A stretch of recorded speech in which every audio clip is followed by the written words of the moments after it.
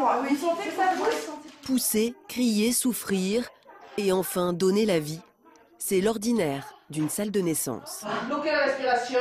Une fois qu'elle est prise. Et poussez vers en bas. Pousse. Attendez. Au chevet de la mère, le père bien sûr, un binôme de sage-femme et un anesthésiste. Tout commence quelques minutes plus tôt, à 3 h du matin. Rosen vient de rompre la poche des os, son col est très peu dilaté. Elle a donc le temps d'avoir une péridurale. L'anesthésiste entre en scène. Le médecin fait une petite anesthésie locale. Ensuite, il faudra enfoncer une longue aiguille entre 2 vertèbres et surtout entre 2 contractions. Lâchez les épaules et essayez de faire le dos bien rond, de vous enrouler autour. Voilà. Super, vous voyez? Nous, on maîtrise notre aiguille, mais pas les mouvements de la dame. Et le plus gros danger, c'est de faire une brèche, ce qui n'est pas dramatique en soi. L'aiguille, normalement, doit s'arrêter avant une membrane qui s'appelle la dure-mère. Et si la dame recule et bouge beaucoup, on peut transpercer cette dure-mère. L'aiguille se trouve au niveau d'une ponction lombaire. Et on se retrouve avec le risque de céphalée connu pour les ponctions lombaires. Un risque de grosse migraine. Mais le médecin n'aura pas le temps de lui faire une péridurale. Les contractions se rapprochent. J'ai mal. Allez-y, soufflez. La sage-femme décide d'allonger Rosen afin d'examiner son col. Vous êtes plus rapide que l'éclair, madame. En à peine 10 minutes, le col s'est entièrement dilaté. La tête du bébé est engagée. Camille, la sage-femme, va devoir faire plus vite que prévu. C'est tout l'art de son métier.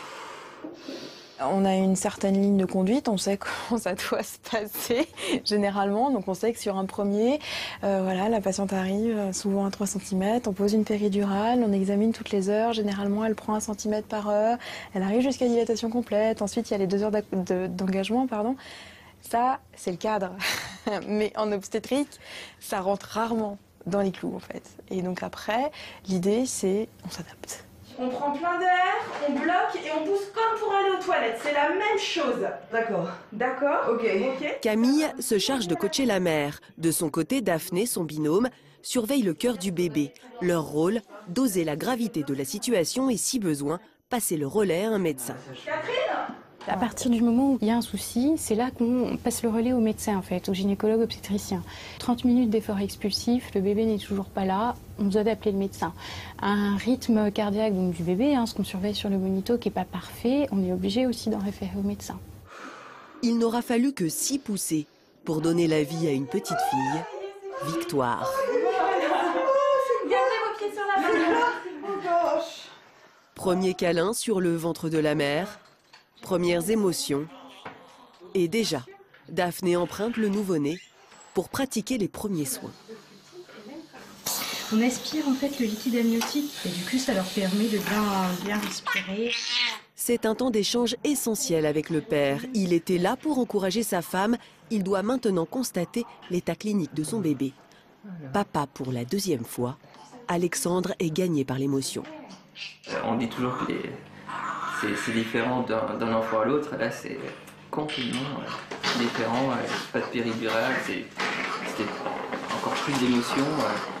L'examen dure 10 minutes. Tout y passe. Cœur, morphologie, poids, ainsi que ses réflexes innés. C'est là que le nouveau-né fait ses premiers pas sur la table allongée. Super. Le premier examen clinique, c'est le même examen que le pédiatre va refaire pendant le séjour, en général à J2, qui refait avant la sortie, et pendant lequel on regarde que tout aille bien en fait. Un nouveau soignant fait son entrée.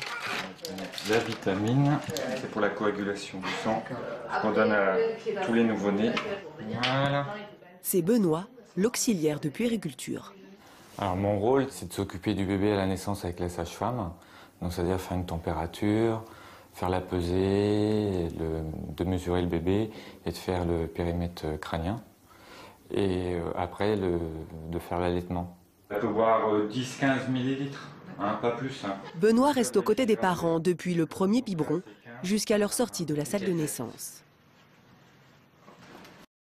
5 h du matin, entrée en scène du dernier maillon de la chaîne.